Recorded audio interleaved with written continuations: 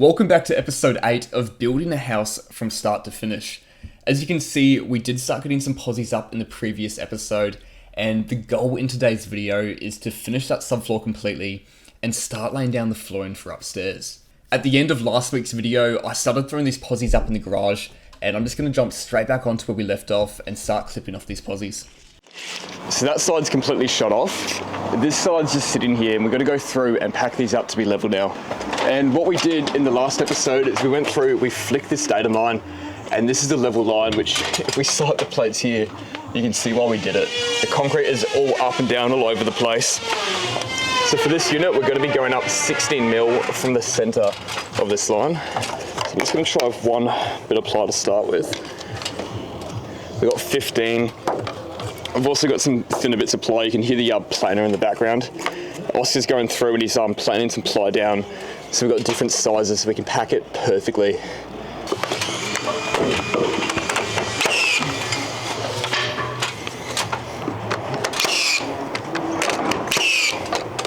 For today, we want to get hopefully all the posies up in both units. We're hoping that some scaffold can come on Monday morning, but what is coming today, and I don't have a proper time for it, is the flooring for upstairs. So right now I've got a bit of a push. I want to shoot these off and then go through and install the joist hangers on those posies there so that these posies are secured and we can actually load weight on them. I'm not sure what time this flooring is coming, so I'm a little bit anxious. If it rocks up now, we could be a little bit screwed, but knowing our luck, I'll smash this out and it probably won't even come until the afternoon.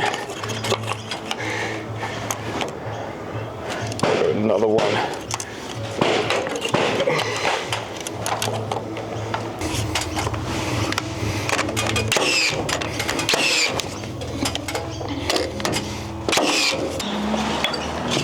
So these are our joist hangers that go under the posie, and we just load them up with our small 32 by 2.5 millimeter nails. I'm using coil nails. I'm going to be shooting this on with a coil gun. Something I've spoken about a lot is a coil gun opposed to a PPN gun, which is a gun that shoots nails directly in the hole. So using a coil gun, I could take my time and try line them up in the holes like that, but that's actually non-compliant. That's not a pass. What I'm going to do with a coil gun is penetrate new holes through the steel.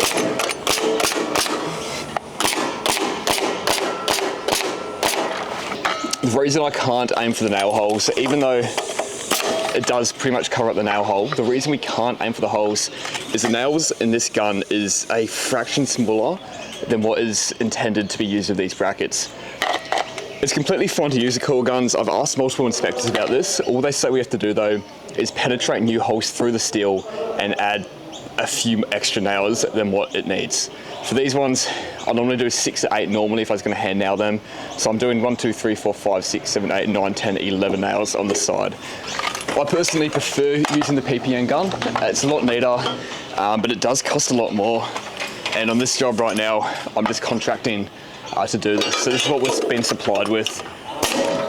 And as long as it's a pass,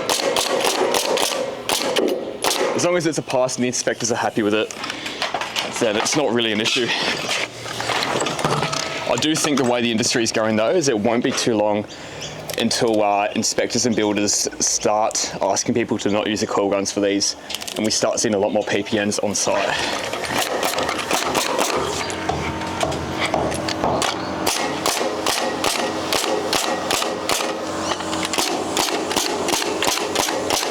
Alright, so the joist hangers are up. Next thing I want to do is slide in the strong back.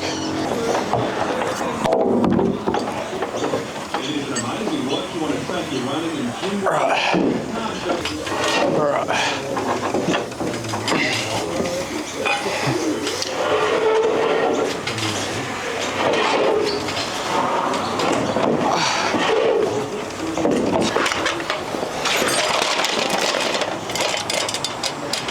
So I'll slide this all the way through, and what a strong back does is it supports the middle of the posies.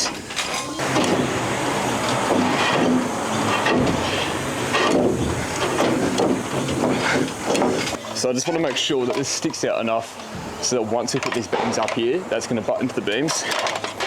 In case you didn't watch the previous episode, I just want to make a quick note here that every time you build a subfloor, you want to put your beams up first and then your posies.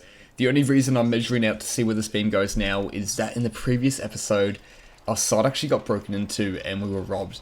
We originally thought we just lost the scaffold, but as we went through during the day, we couldn't find a lot of the beams that were meant to be on site too.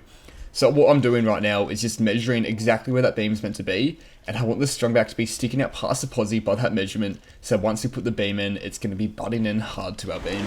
It's Mark 315 there. Just tap this across.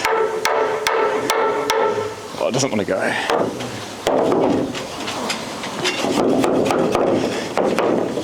There we go, sweet. So what we're going to do is push that hard up, and this strongback's going to get nailed to those uprights in the posies, and it's going to support the top chord. The main thing that this is here for is to stop any squeaks in the future. We've got a fairly large run of a posie, and once our flooring's on, if one of the posies start to sag over time, you've got your sheet flooring across it, you've got the glues and the nails, and if one posie sags down and the other one's a bit higher, whenever you step on that low point, you're just going to hear that squeak. So we're going to push this up. Make sure it's hard too. Oh, hope this gun's turned on. It's not. Oh, it was on. Sweet. I need to get 2 nails in each. One thing I hate seeing is people installing these while walking on the posies. Because what I've seen happen numerous times is people would step on a posie, the weight would be on the posie, which bows the posie down, and then they shoot the strongback onto the posie, locking it in place, and then what you have is before you even floor it, you got some steps and different heights in the posies. So I always like to do them off ladder, where we can, push them hard up, and then this way they should all be the same right height. There we go.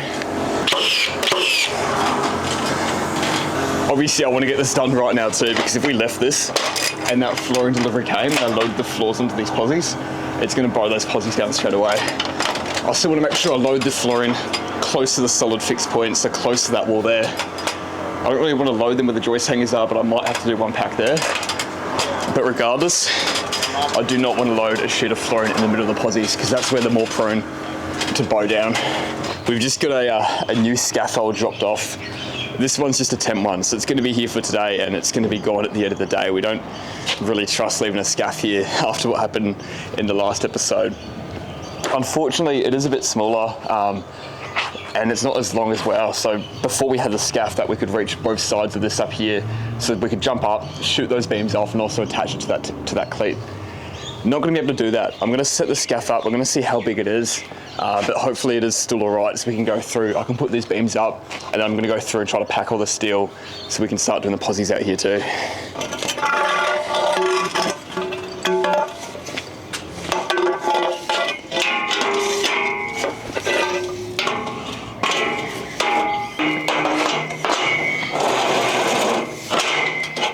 Sweet. Actually, no, it's the same height. That's good. So we're good for height. It's obviously just going to be a bit more of a stretch on either side. So on the last episode, we had the 2 beams cut, and we just left them on top of the scaff. So obviously, when they stole the scaff, they would have just thrown them over there. They're not going to be too bad to pull across, so it should be all good.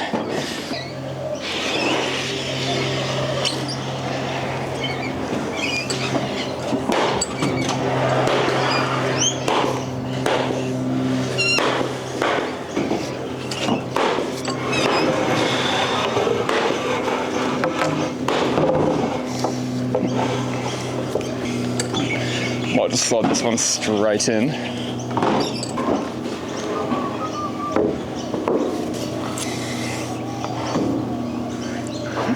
Right. I think I've written 7 there. I've already worked out how far up that's to come.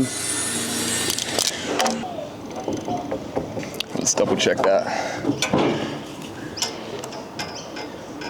It's 16 to the center. That's good. Actually, before I put this up, I just want to double check what this height was, because I might lose it. So that's our tick. You're definitely not going to be able to see that on the camera. We're looking about 2 to 3 mil lower than the tag, which is pretty easy to work with. All right.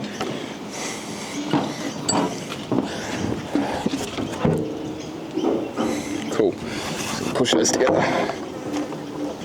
Before I laminate them, I'm just going to shoot this on right where it needs to be, and we'll laminate them together.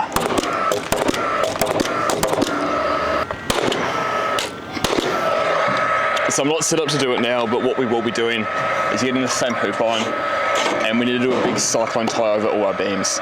And so the straps will go underneath this plate here, over the beam and wrap down the other side. That's going to really hold it down and hold it in place. For now, let's just shoot these together.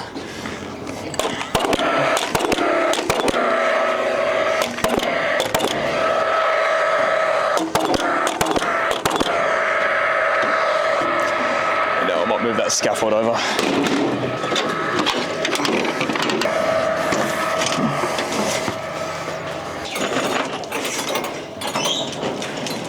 Nice, it's gonna make it easy.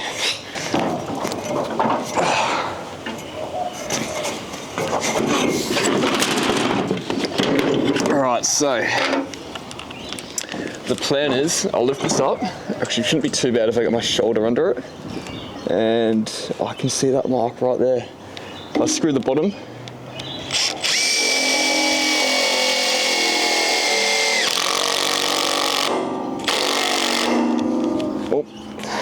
That has just died on me, but that's fine. That's all it had to do. Might just struggle to get that out. So I've screwed the bottom. We're hanging down that 3 mil. I can see the mark there.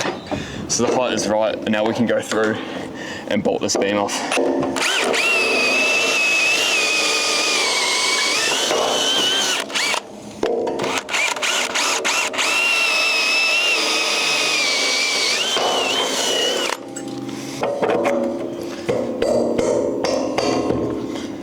Let's see if we've got enough juice to get this out. Oh, it's fine.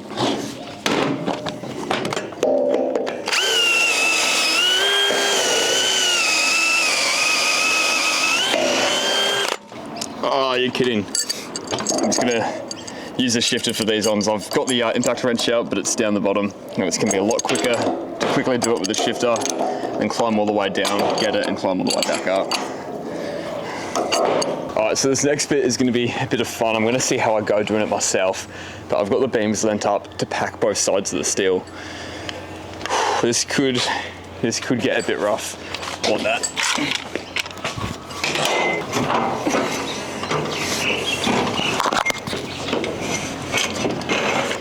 So I've blocked this one out, so this should fit on the inside here. Nice.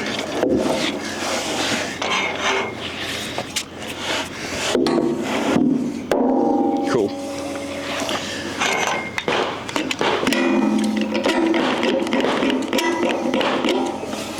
I'm going to clamp that one on, and just going to go through and pre-drill every single hole for that one.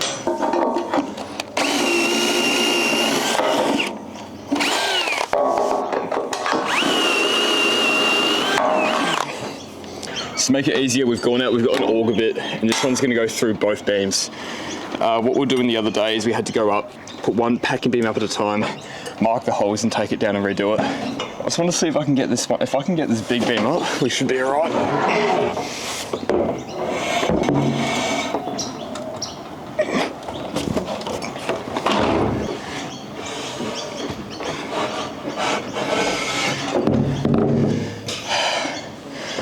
I might be a little bit too far away, but I want to get it up in that tag. Oh no, we're good.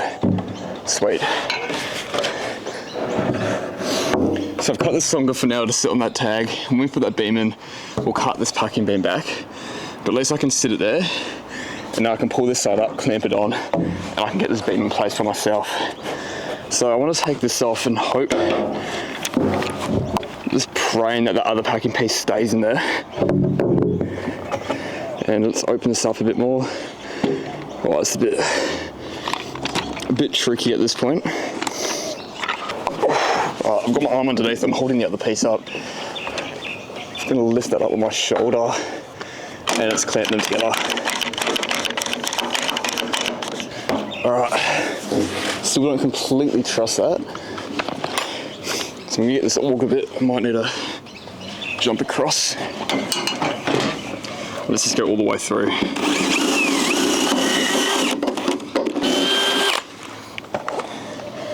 And as soon as this is in, oh sweet, we've done it, cool. That was a lot easier than what I was expecting. Sweet.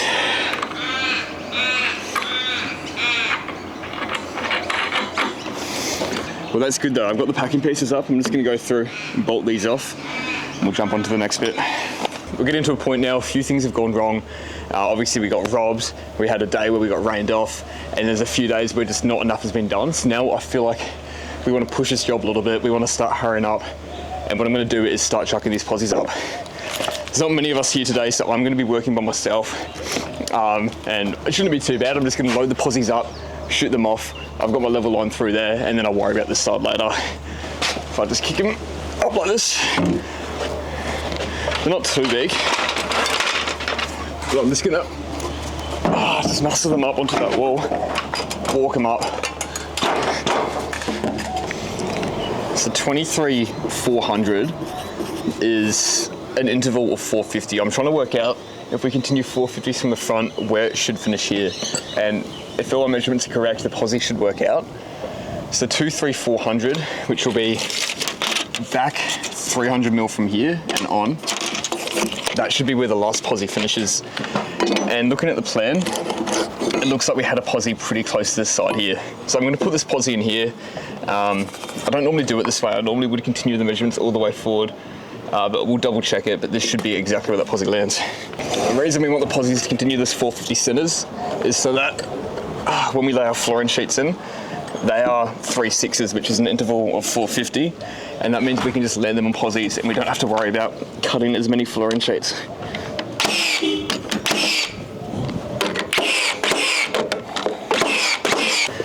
So the guys are finishing off the posies next door. First half of this unit here is done, and we're just going to wait for the scaff to get over into this side. What I'm going to do now is run through, tie down the posies, and build all of the little nibbles that we have to build to support the flooring. First thing I might do is measure blocks to go underneath all these posies here, which are going to be top chord supported. These posies through here, and same as those posies over that steel there, are all made to be supported at the top chord here, which hangs over the beams. So we've got 81 mil there. This beam here isn't put in level, so these blocks are going to be a little bit different. So we've got 81, 75, and 78.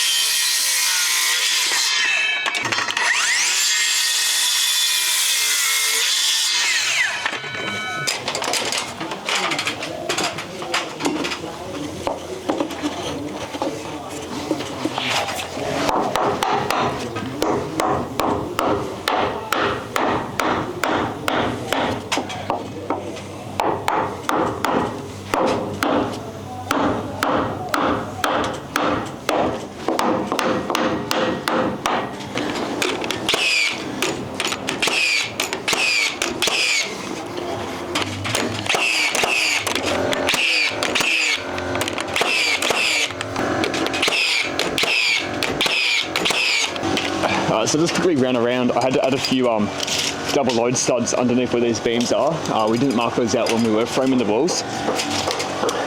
So right now I'm standing in the stair void, so we're obviously going to be building a small little nibble across there to support the upstairs wall. I've packed these posies here, I've got to pack these posies, and then to also support the flooring I'm going to have to build a small wall coming across here. Before I build that wall though, I'm going to jump onto the coil gun. We do need to do some cyclone ties down on either end of every single beam we have up. I'm going to do it now because if we build that wall first and I get some timbers laminated to the beams, they're going to get in the way and they're going to make it twice as hard. Honestly, I can't even remember the last time I would have done this. I reckon it's been a good 4 or so years since I've done the cyclone ties. It's normally a job I've handed off to some apprentices to do. think the best way I'm going to do this is just cut the strap. Hopefully that's long enough. And we're going to have to wrap it over the beam and come back down to the stud. The main concern I have is right now in this corner here, we're going to have plaster going against this wall, and the plaster is also going to go up underneath this here for the roof and up across that beam. So my concern is if I have the strap like that and I got that bend right through there, that's going to be in the roof space. So to do this, I'm just going to start shooting this on. Actually, I'm going to start here. I've got that flat across there. I'm just going to keep going through it. Let's go across the top.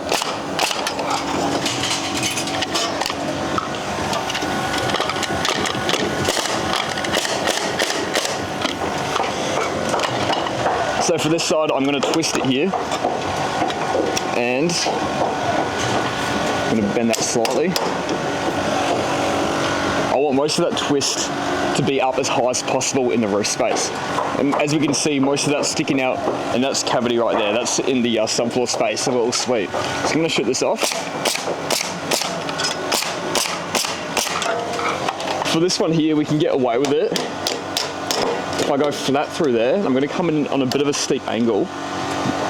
And what we're doing is we're actually dropping the ceiling down with some battens. So we've got roughly 30 mil, which is to the bottom of this timber here, where we've got a small cavity. So I'm going to make sure that hoop line bends in that cavity. It means we're on a bit of an angle.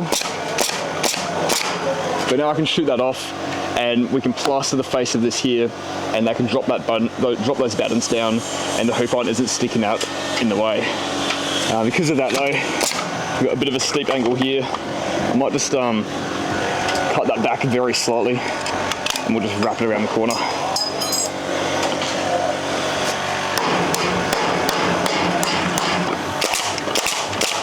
Oh, out of coils.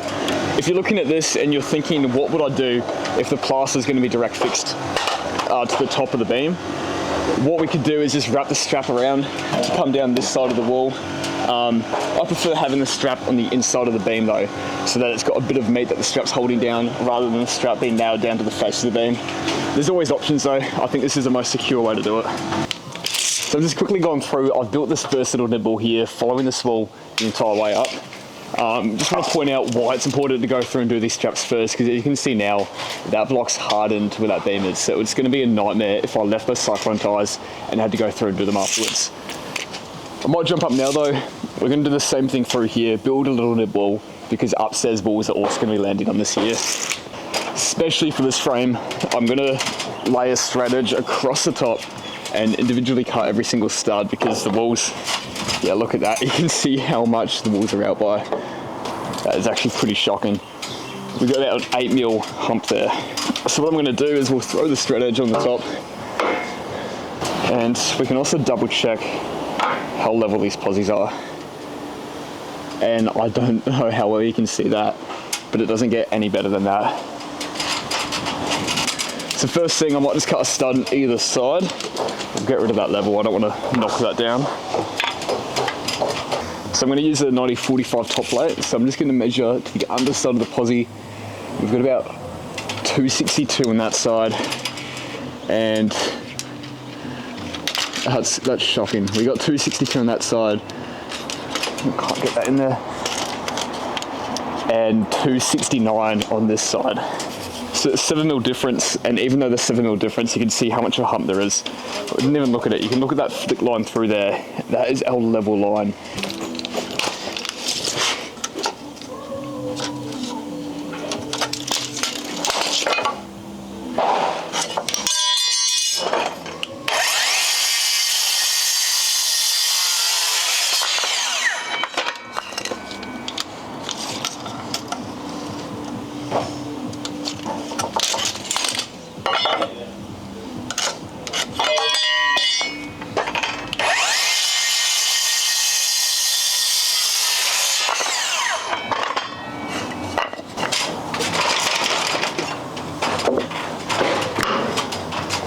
Which, definitely not for that side. It's a bit better.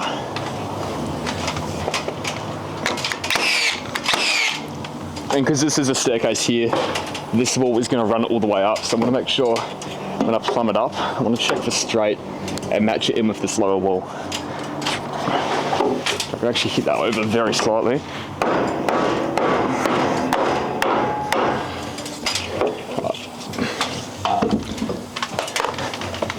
Should roughly hold it in place for now.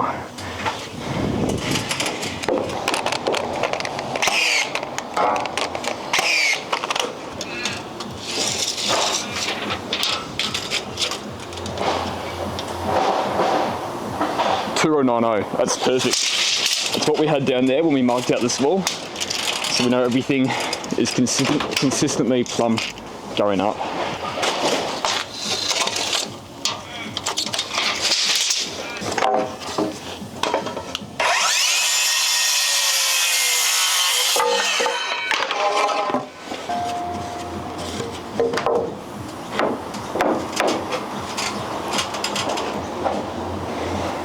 Look at that. That is perfectly flush through there.